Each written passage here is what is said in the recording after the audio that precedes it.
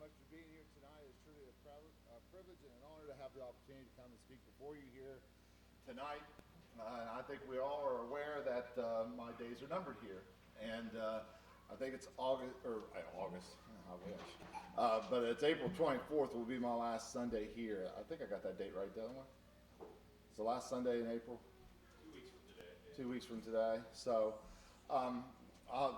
and I've said before, I'll kind of finish my closing remarks then and there, and show my appreciation as well. But if you want to give me something really nice, that's going to be my last day. So I'm asking for gifts. So.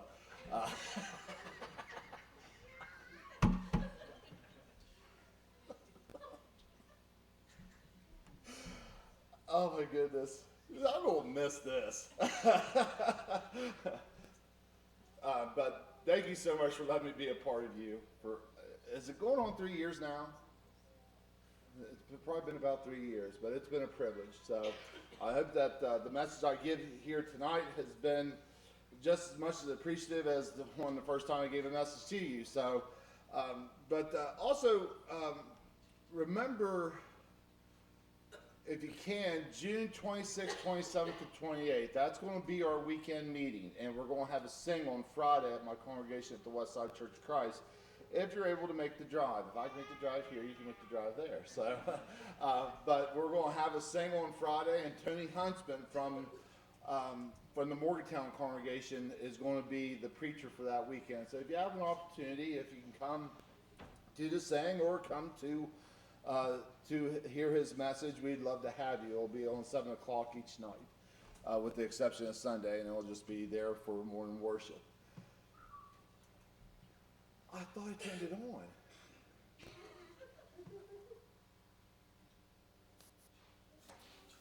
How about now?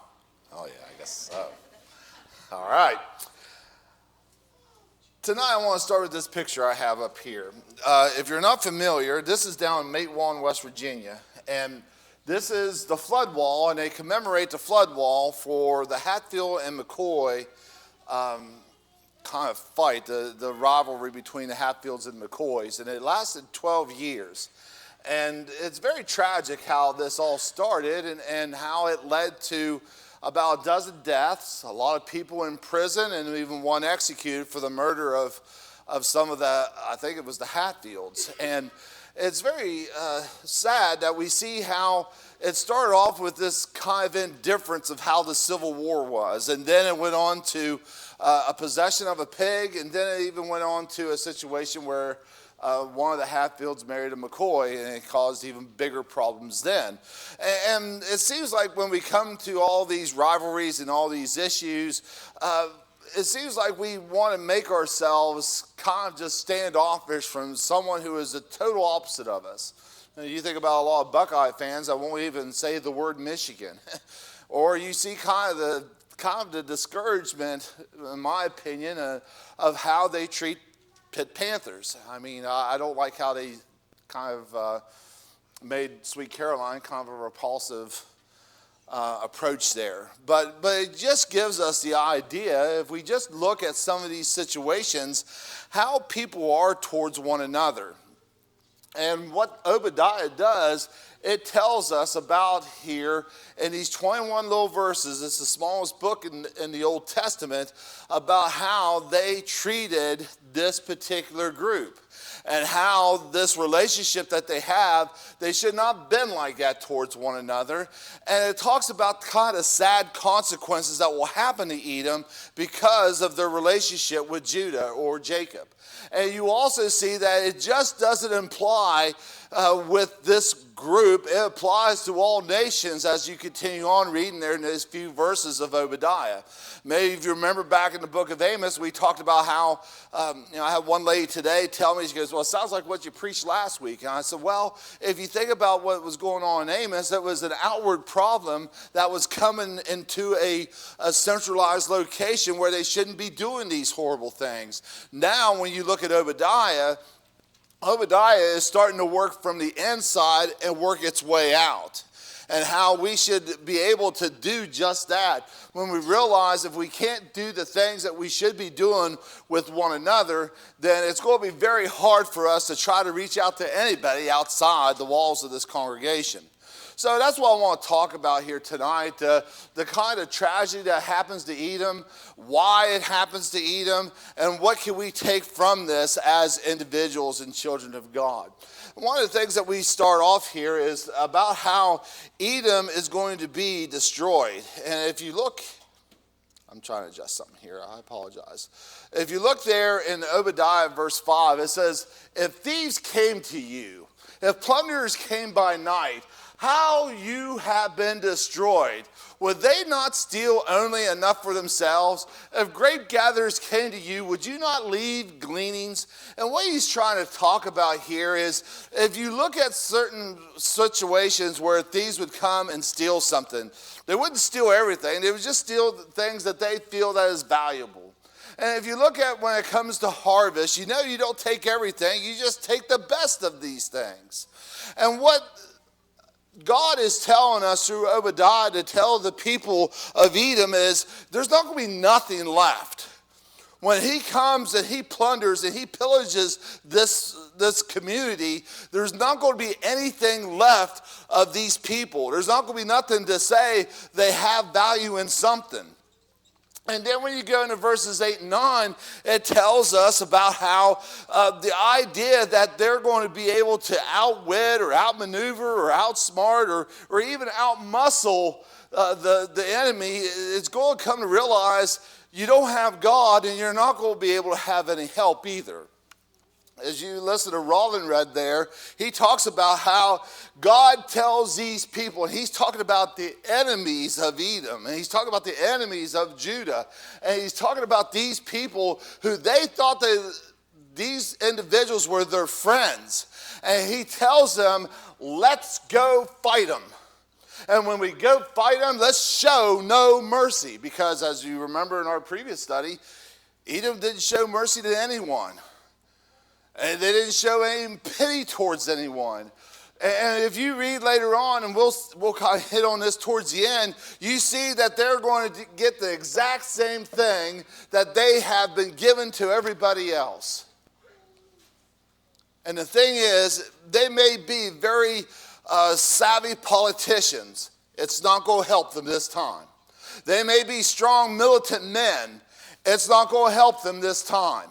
They may be very diplomatic men. It's not going to help them this time. No matter how strong or how cunning or how well they could defend themselves, because we see it talks about them being on these cliffs and thinking because they have the high ground, they're not going to be able to be conquered. But God tells us, yes, you are. It's a very sad situation for Edom. But why do they go through this? Well, we got to go a few verses down. And the reason is very simple, is because of what the violence they have done to their brother Jacob. Shame shall cover you, and you shall be cut off forever. And on that day that you stood aloof, on that day the strangers carried off his wealth, and foreigners entered his gates and cast lots for Jerusalem, you were like one of them. These individuals were careless of their arrogance. These individuals were guilty of thinking that they're better than everybody else. These individuals were guilty of stealing things from them. When the enemy was coming and robbing them, they were robbing them too. When these individuals came to murder them, they came and murdered them too. When these individuals came to betray them, they were willing to betray them as well. And it was just being like everybody else. And because they were like everybody else, God says, I'm going to condemn you for it. And of all the individuals that we have talked about in these punishments, we can see that Edom is going to be the group that suffers more punishment than all the other ones. And the reason being is because of what they've done to their brother. We're familiar with Jacob and Esau. And we're familiar that when we talk about Jacob, we could go back and say, well, that's talking about Judah. And when we go back and talk about Esau, we say, well, that's talking about Edom. And for us to understand this, you must understand what the relationship was like between Jacob and Esau. And we know there for the longest time, it was not good. And because of that, you see that has been something that has held on to him for years. You know, my son's been a preacher now for a little bit, and we sat down and had lunch in the afternoon, and he was talking about, trying to do certain things when it comes to dealing with certain individuals. And I said, here's what you need to do. First off, you don't need to be like me. I said, if I want you to be anybody, I said, I want you to be a child of God. Having my last name does not give you the entitlement to do whatever you think is right and use that as an excuse to do whatever you want. So many times we take that title and we think that we could just freely use it to excuse ourselves to do right or to do wrong. Or if we have a slip of the tongue, or we have something, or we do something in error, or we feel careless with our words, we say, well, that's okay because I'm a Stevens. No. Let's not take these titles like we have seen so many times in the past in the New Testament and use that to say that this is why these individuals are who they are. We need to be children of God. We need to be children of Christ. We need to be followers of Christ. We don't need our last name to hold that title. We need Christ's name to carry that title. But the thing is, Edom has carried the characteristics of Esau for quite some time. Look at Genesis chapter 26. In Genesis chapter 26, you see that he got rid of his birthright. And it seemed like he was trying to cause some problems in the family. And he marries a Hittite woman. And they're told very plainly, of all the women that you could have in the nation, don't marry these individuals. And it wasn't because she was going to be a problem for the family. It was because they was going to draw them away from God. And he tells them, don't marry this woman. Well, what does he do? He does it anyways. Maybe sometimes we see that individual that marries someone and we say to ourselves, they just married that individual just to make mom and dad mad. Well, here's a great example of that right here. Because you see that when they done this, when he did this, they made the life bitter for Isaac and Rebekah, his parents.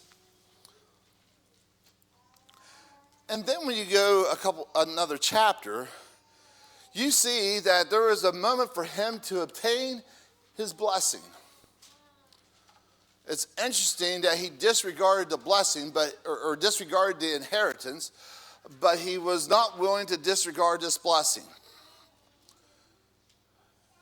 And there was something to be set up in order for him to obtain this blessing. But you see that Jacob tricked his father, and he received the blessing instead. And then you see that he becomes exceedingly great and bitter.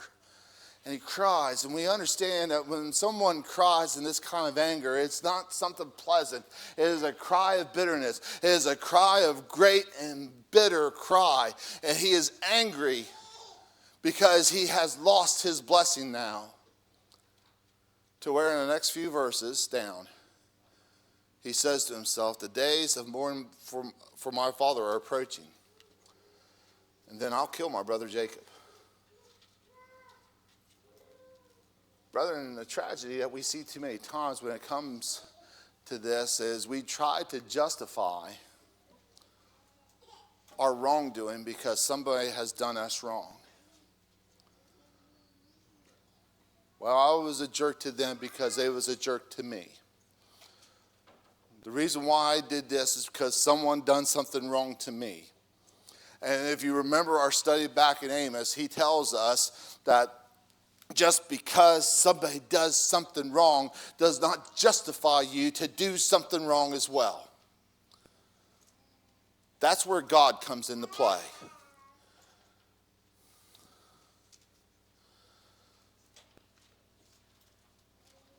But look, if you will, when we go to Obadiah. in verse 12 and 13.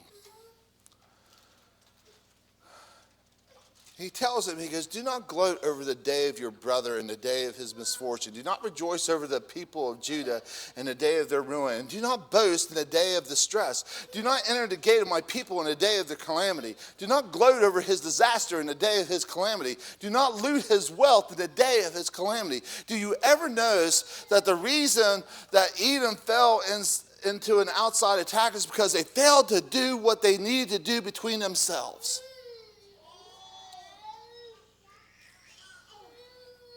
Edom is still a part of Jacob. This is not a relationship like with the Assyrians. This is not like a relationship like they had with the Egyptians. This is not like a relationship that they had with the Babylonians. This is a relationship that they had for quite some time. And you see that, we'll talk here about how they made this agreement that they were still going to look out for each other. And for some reason, for one reason or another, they decided to break that trust, to break that bond.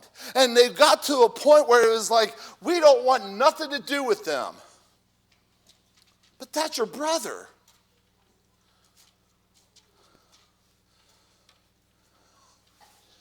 One nation of these two is going to make it their effort that the other one will fail. And because of that, one is never ever going to be able to come back to God.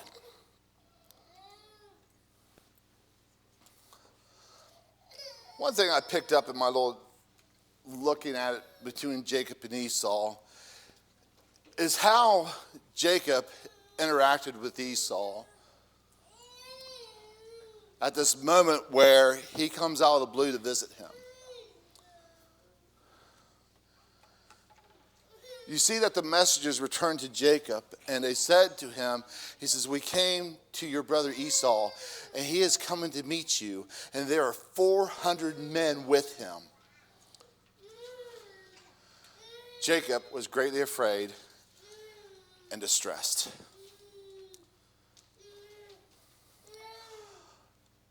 Ask yourself this. I think I know the majority of this congregation pretty well, but I don't know everybody. But think about the times that when somebody walks through that door, you're happy to see them. Now think of the times that somebody has walked through that door and you'll be happy when they leave. We have all experienced individuals that it just thrills our heart to be around. But we've also expressed or have experienced individuals when we're with them, we become afraid and distressed. How are they going to be towards me? Are they going to be mean? Are they going to be critical? Are they going to be individuals that are going to show these characteristics of God? Or am I going to have to walk on eggshells around them? And I'm going to have to be careful what I say. The thing is, Jacob is aware that he's coming. And he has every reason to be mad. So much so that he decides when he is going to go meet him, he splits up everything he has. And he says within himself, I do this because one will be able to escape. But the one thing I want us to keep our eye on here, this is just a little bit off the subject of my study in Obadiah. The thing about Jacob is he goes to meet Esau head on. This could cost him his life. And he is willing to confront his brother.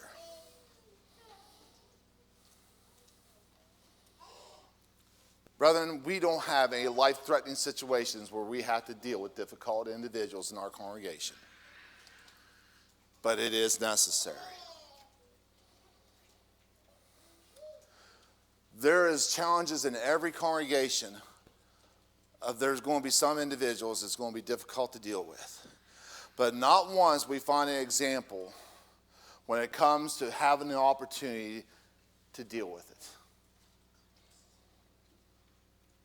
And actually, you have more than 2 opportunities, but after that, if you recall, I think it's in Titus or Timothy, that after a while, you just stop.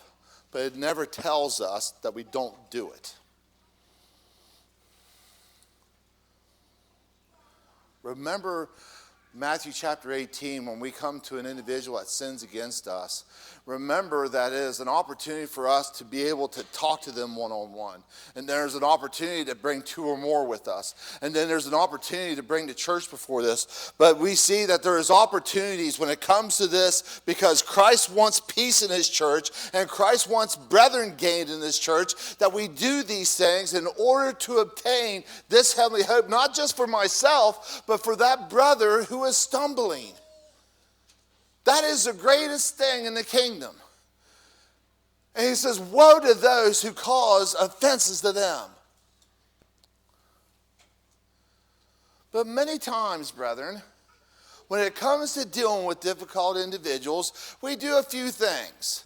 One, we probably just try to avoid them altogether. Or we say to ourselves that the only time we're going to talk to them is if they talk to me. Or we say to ourselves that we go and we deal with it, but we don't deal with it in a loving fashion or even a manner that is pleasing unto God. We come to him very vindictive and trying to push our efforts and trying to push our points. But look how Jacob handles Esau. He knows he's wrong. And Esau's wrong too. Don't think that there's somebody right or there's somebody wrong here. No, there's problems with both. But Jacob makes an effort to say, what can I do to find favor in your eyes? What can we do to resolve this? When I drove truck for Lowe's,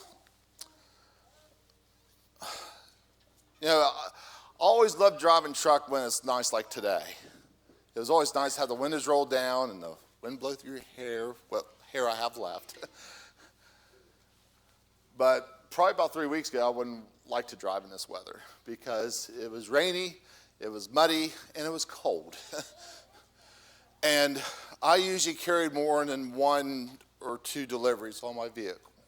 I had a flatbed truck and I had a forklift on the back of it.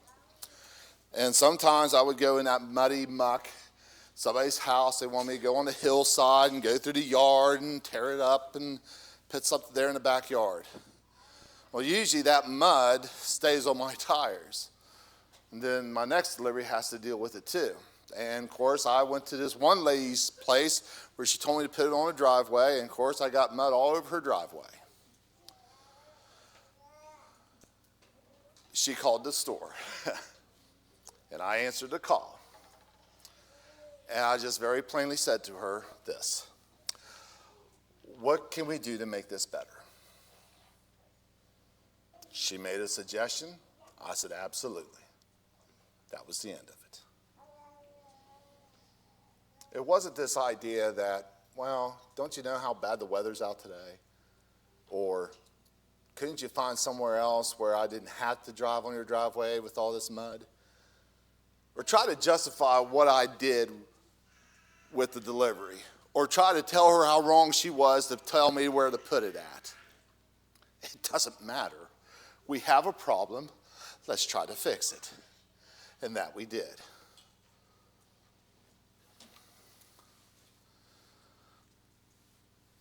Brethren, that is how easy the problem can be.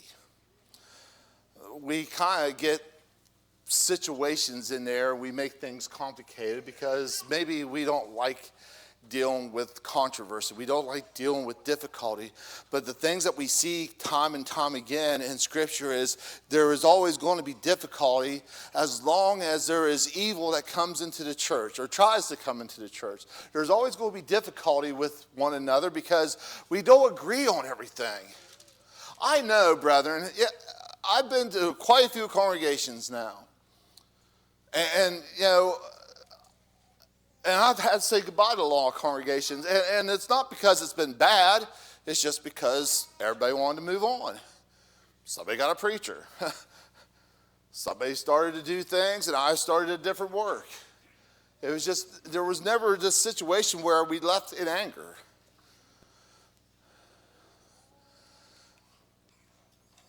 The thing is that we get in this situation where we think that we have to fight with each other, and we don't.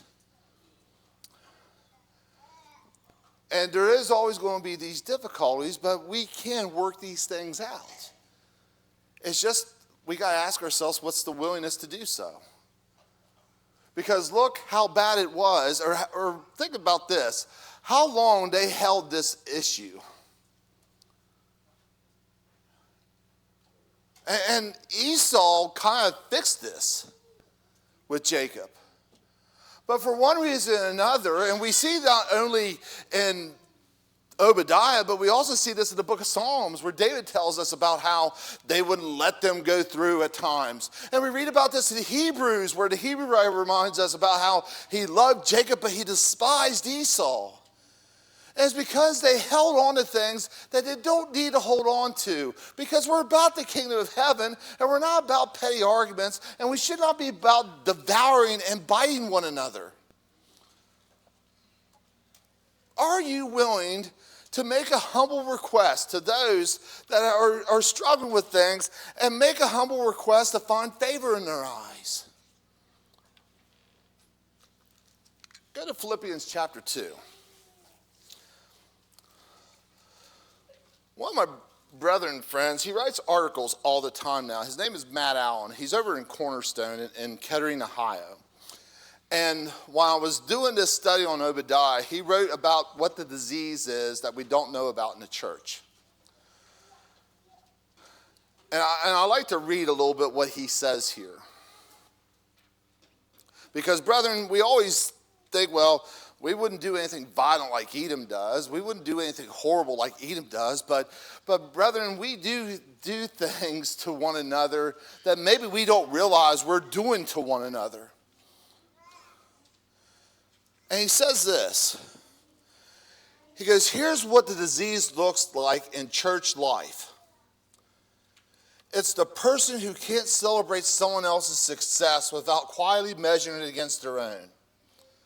It's the member who has already decided what the church should do before the conversation even starts, and stops listening the moment the elders decide to go a different direction. It's the need to win the argument more than you need to protect the relationship. It's showing up to be served rather than to serve. It's caring more about your seat at the table than about those who does not have one yet. And what makes this dangerous? We think none of us is doing this. Remember what's said in verse 3. Your pride in your heart has deceived you. That's what makes it so dangerous. Selfish ambition never announces itself. It never dresses up in reasonable clothes. It sounds like conviction. It feels like passion. But underneath, it's just you wanting your way, wanting your recognition, wanting to matter more than someone else. And remember what I say about Philippi. I think Philippi is one of the greatest examples of what a church should be. But remember, every congregation that we read about here in the New Testament has room for improvement. And even though he calls them his crown of joy, he tells us here in verse 2, he goes, you can make my joy complete. Complete my joy by being of the same mind, having the same love, being in full accord and of one mind. Don't do anything out of selfish ambition or conceit, but in humility count others more significant than yourselves. Let each of you look not only on his own interests, but also the interests of others. Paul says that kind of joy in the church makes it complete.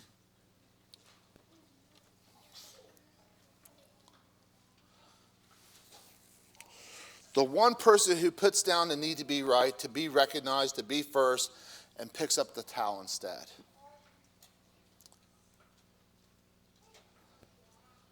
That's how it should start. One of the challenges that Brother Allen has suggested on how this could spread is start a relationship with someone in the congregation that you don't have any relationship with whatsoever. Don't go for the first guy that likes the same team as you do. Don't go after the same guy who likes the same music as you do, or the same gal. Go somebody off track. Because, brother, I'll tell you right now, that's the one that you don't realize is screaming inside for something. Yesterday, I got to pay my respects to my friend Mike. And it's been 8 months since we found out he took his own life. And they finally did his memorial yesterday. And the thing with Mike was Mike never expressed any anger. Mike never expressed any struggles. He never had any issues. And every time I saw Mike, he was in a situation where it was just like happenstance. I saw him at a baseball game in Pittsburgh. I saw him at the Lowe's in Marietta. I saw him at a place we used to hang around with when we was in college. It was just these simple little places that he would just pop up and just leave again. And we think when it comes to their struggles, we think that the ones who deal with suicide, or I'll even take it a step further, the individuals that struggle with drug addiction, we think that there's some kind of just low individual that has nothing better to do, and those are the individuals that they're not going to be able to be tended to. And the sad thing is, Mike wasn't a lowly individual. Mike was well loved. And Mike was an airline pilot for a Boeing 777. And we didn't realize it until the day we found out he took his life. The person who battles drug addiction, you may not realize it until it's inevitably too late sometimes too. But it doesn't happen to lesser people. It happens to people. And what the plea here with Philippi is that we have brethren that we don't realize they have struggles. And we don't realize the dangers that they're falling in, the traps that they're falling in. We don't realize that maybe they may be strong one day, but they may succumb to sin the next.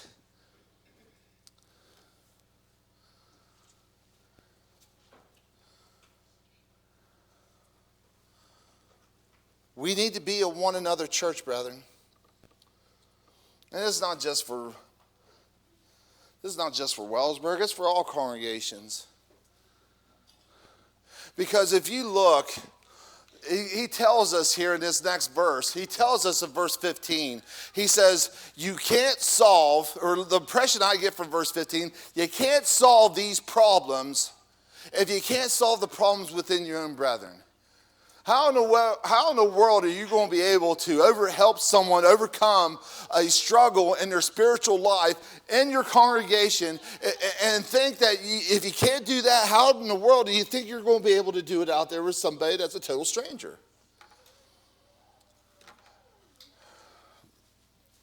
How are you going to be able to show someone how important it is to come together and worship God and put everything in the world aside if we're not willing to do it ourselves?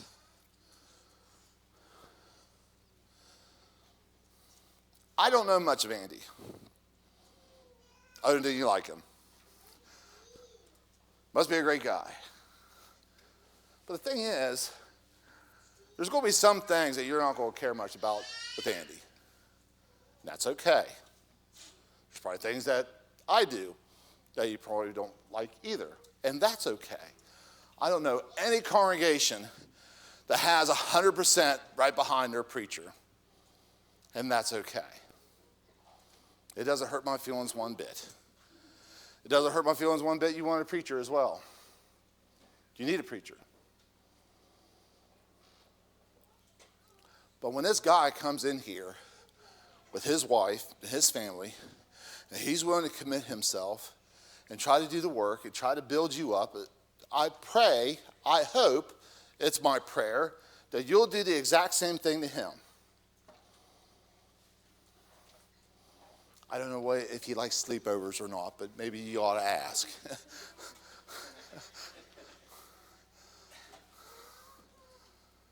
But the thing is, don't ask him that. Probably think I'm weird. But the thing is, brethren, wherever this guy brings to you, take it. And give him everything you can to show him that you want him here.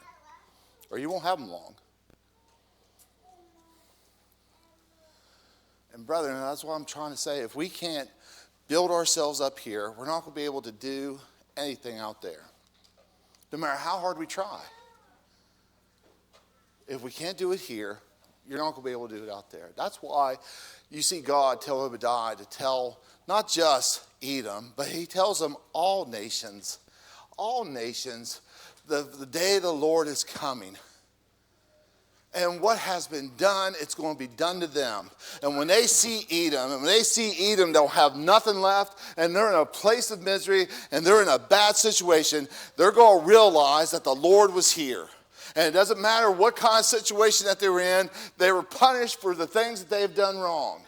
And so many times we say to ourselves, we can't preach stuff like that because people don't like hearing stuff like that. But the thing is, Obadiah has been telling them this. Amos has been telling them this. Jeremiah has been telling them this. Ezekiel has been telling them this. Daniel has been telling them this.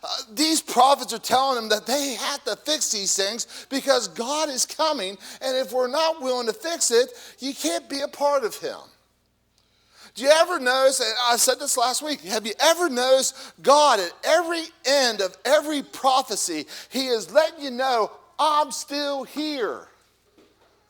And all you got to do, he has his hand reached out to you. All you got to do is go out there and grab it.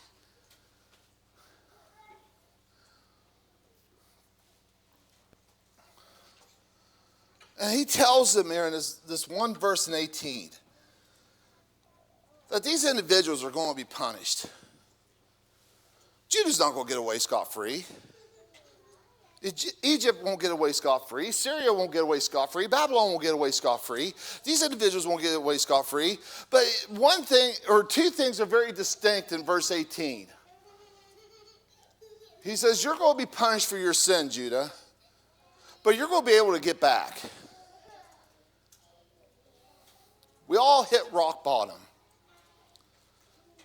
And God says, I'm going to give you the opportunity to get back up. Except he doesn't say that to Edom.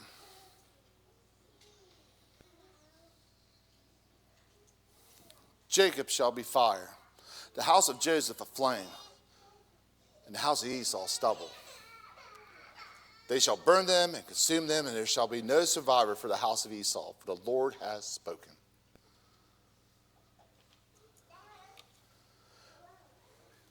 Brethren, that should put fear in our hearts. If we're not doing the right thing before the eyes of God. We have an opportunity right now to come to God. We could either be buried in baptism. We see that Jesus will remind us, teach him to observe all things commanded, lo, I'm with you always, even unto the end. And one of those things that has been taught, that has been observed, is baptism. And how so many in this world today could make the argument that this is not something we need, but Scripture tells us something completely different. And it's available for you here tonight. Maybe there's one here that needs to repent. And remember, the opportunity to change is right before us. And you know, when we got into Matthew chapter 18, it reminds us that there's an opportunity to come back. He'll talk about binding what is bound and loose what is loose. And one of the things he's talking about here is if that individual comes back, let him back. But he needs to be the individual, this one that has caused this offense, this individual who is willing to come back. He needs to let us know he wants to be back. There's not this kind of just acknowledge like, well, if he comes back, he comes back. No, no, no. Durr has talked about this relationship with the church and this individual. And we have an opportunity to do that here tonight as well. We have an opportunity to pray. I've been telling you about my friend John, who's a softball umpire. And it's been very wonderful to be able to spend time with him. He actually came to my game yesterday when I was umpire. He's able to move, he's able to walk, he's able to twist his arms around, he's able to do all the things except speak. And that's been one of the great challenges for him right now, is just to be able to talk. He's getting better day by day. But he greatly appreciates the time that we sat down and prayed with him.